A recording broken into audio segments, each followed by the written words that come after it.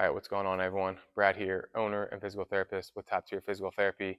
And in this video, I'm going to explain to you, hopefully in simple terms, why injuries happen in the first place, why they may not be getting better, and what is missing from your rehab programming that is contributing to this pain occurring over and over again, even after you've taken time off from the gym or from your sport.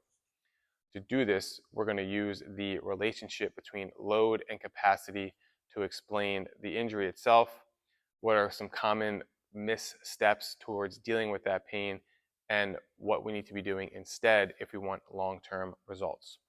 So how do injuries happen in the first place? Well, when we're thinking about load and capacity, an injury happens when load exceeds capacity.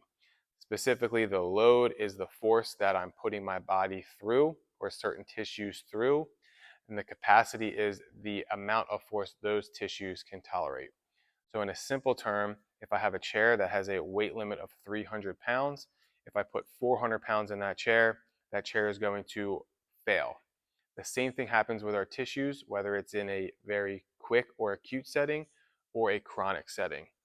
So an acute example of load exceeding capacity would be playing in a soccer game, I jump for a ball, I land, I twist my knee, and I tear my ACL. It was a very quick load to that ligament. It exceeded the ligament's ability to absorb that force, and the ligament fails. Chronically, this can happen over time with something as simple as I increase the intensity or the volume of the squatting that I'm doing. My knee is not quite ready for that much squatting, that volume of squatting, and over time my knee starts to bother me and, for lack of a better term, wear down. So when load is exceeding capacity, injuries happen. What sometimes can be done in the short term when we are thinking about load and capacity is people will often reduce the load so they can continue to train or work out.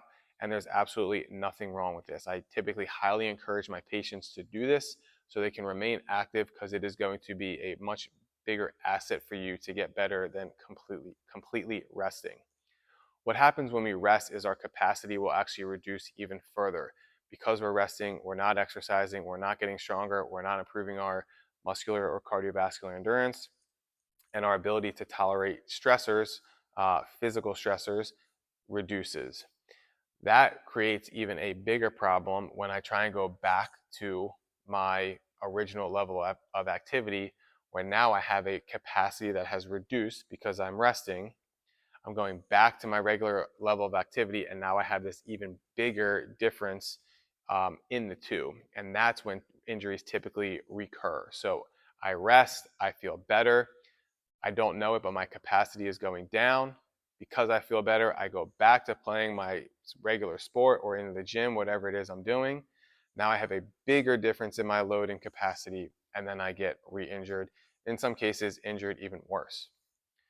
The problem with the rehab for some of these injuries is they are a lot of times very passive. So when I talk about passive, I'm talking about things that are being done to you, not things you are actively doing yourself. So think like icing, massage, foam rolling, sauna, cold plunging, red light therapy, shockwave therapy, Theraguns. These are all things that don't really require physical exertion, but they do provide a short-term pain relief. Short-term pain relief, there's absolutely nothing wrong with that. I would never tell someone to not seek relief in the short term for their pain. But the problem is when this is the only thing that we're doing. So what's probably missing from your rehab program that is preventing you from getting better or not experiencing a recurrence of this pain when you go back to activity is strength training, specifically progressive overload strength training. So when we are going back to that load and capacity relationship, strength training is what's going to increase my capacity. There are other things like sleep and stress management and nutrition, but for purposes of this video, we're going to focus primarily on strength training.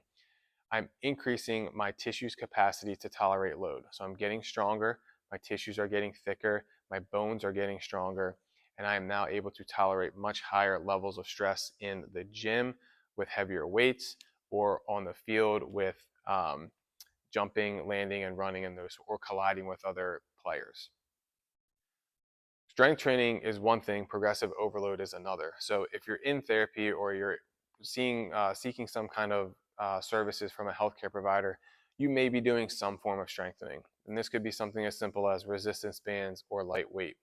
The problem lies when those exercises are not increased in their intensity or their difficulty. So if I'm doing banded external rotation for a shoulder exercise, that band should be getting harder and harder as I progress through therapy. If you've been in therapy for 2 weeks and you're doing external rotation with the same band, you are not getting progressive overload. You are not going to be getting stronger.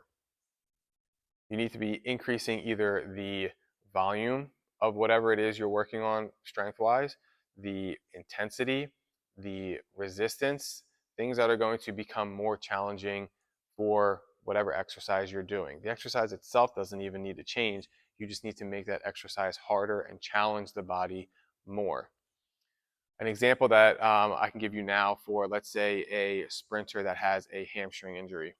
If they come in and they pull their hamstring and the option of reducing their load and continuing to run is not there. They've completely shut down. This is a significant hamstring injury and they're just getting started with rehab right away.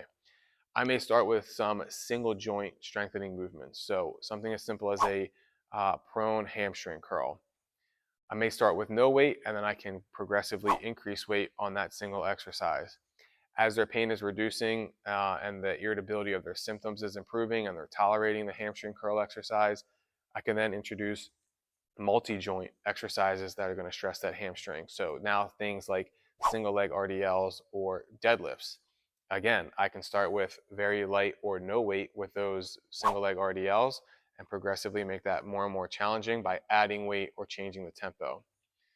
Eventually, I should start to progress towards movements that mimic that with which the athlete is going to return to when they get back to sport. So in this example of a sprinter, I may start to introduce marching, where I'm working on interchanging one leg to the next. One leg is in an extension stance phase and the other is in a flexed swing phase. And then eventually, I do want that athlete to get back to some level of their sport in therapy before they go back to being exposed to their sport in real time. So for this person, I may put them on a running progression and then a sprinting progression. So gradually getting more and more challenging and more mimicking that of which you will be exposed to when you go back to the gym or back to a sport versus doing very passive modalities or very easy strengthening exercises that are not being progressed. So biggest takeaway from this, make sure we're increasing our capacity to tolerate stressors. Short-term things like the sauna, the cold plunge, Theraguns, foam rolling, massage, they may help with reducing your pain in the short term, but they are not improving your capacity. If I don't increase my capacity and the load is exceeding the capacity when I go back to sport, it's not a matter of if, but when I'm going to get injured again.